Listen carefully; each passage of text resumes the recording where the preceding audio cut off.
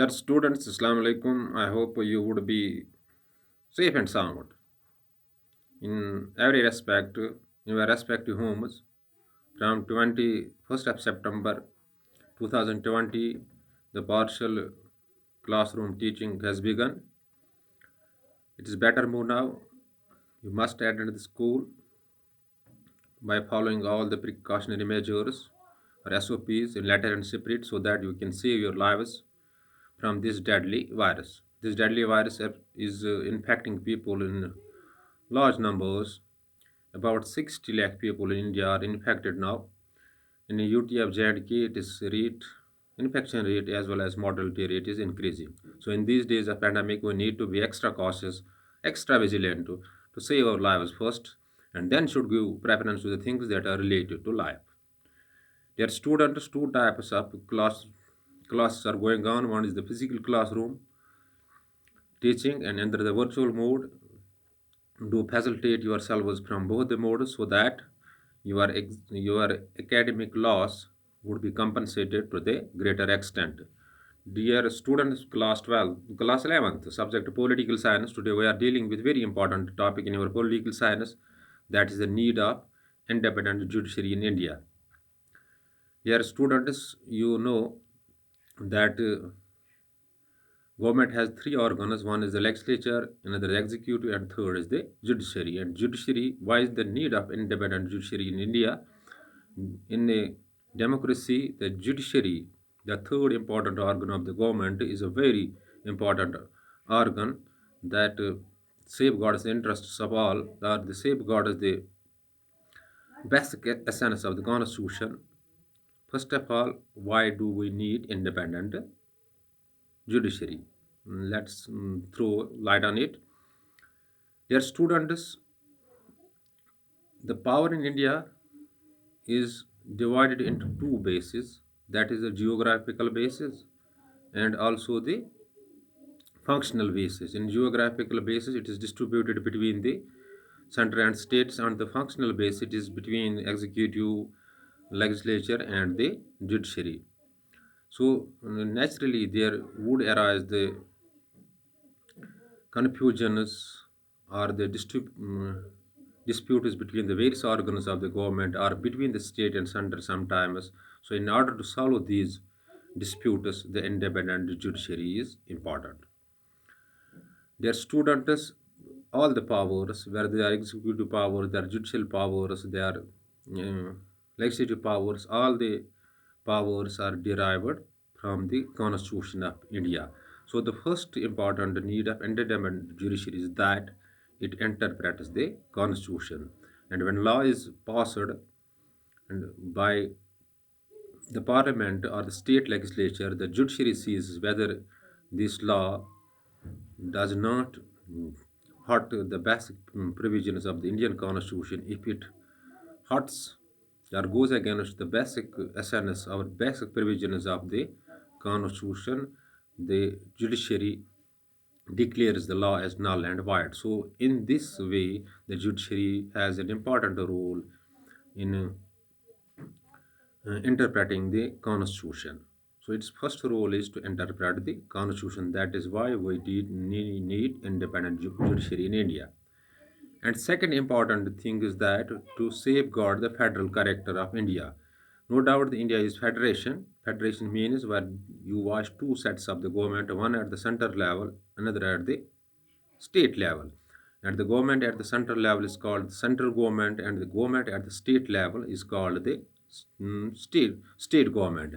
And both the governments derive the powers from the Constitution of India.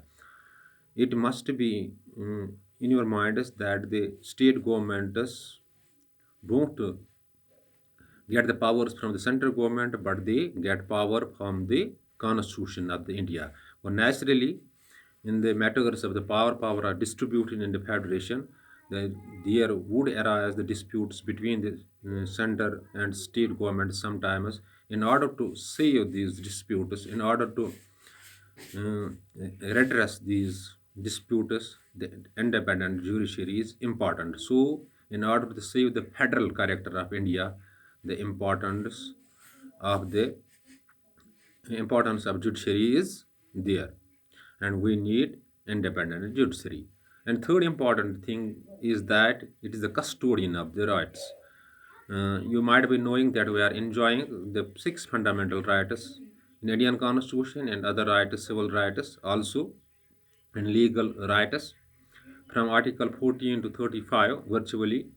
Really, these rights are mentioned from in the part third of the Constitution. If your rights are violated, you can move directly to the Supreme Court of India, that is highest court of India. Even you can move to the state high court, where you can get your rights back if these are violated. So it is the custodian of the fundamental rights. Custodian of the fundamental rights. So independent judiciary is the custodian of independent our rights. So the independent judiciary is the need in India. I am repeating the things in short for you. Dear students, judiciary is the third organ of the government which interprets the constitution. So the first foremost duty of the judiciary is that it interprets the constitution. Interpretation of the constitution is necessary when parliament or the state government passes any law and that hurts the basic future of the constitution, and the judiciary has power to declare the law null and void. So first of all, it does what? It interprets the constitution. And secondly, India is federation. Federation means where you watch two sets of the government, one at the central level, other at the state level. And the central government is called government at the center is called the central government or the union government, and the government at the states is called state government. And both the governments derive their powers from the Constitution of India. So on the base, we can say the power is divided here as distributed on the geographical basis as well as on the functional basis. Geographical basis is between the states and center, and functional base it is executive and executive, legislature, and judiciary. So naturally, the disputes may arise between the central government and the state government, sometimes between the executive and the legislature.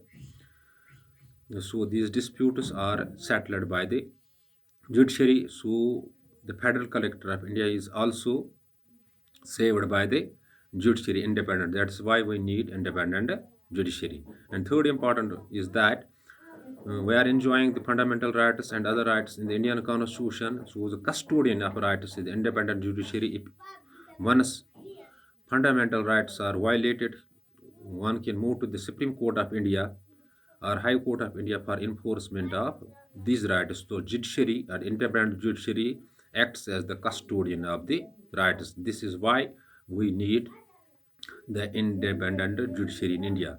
Hope you might have grasped the concept. In case of any confusion or query, since you are new to the political science, you have now opted political science as one of the subjects. After watching this video, if any sort of confusion strikes your mind, you can call me on 7006671106 or WhatsApp me on the same number. As within short duration of time, your query or confusion shall be cleared if you post your query by any means, by WhatsApping or by calling. Better is to see these things on your available political science book so that you may grasp the concept well.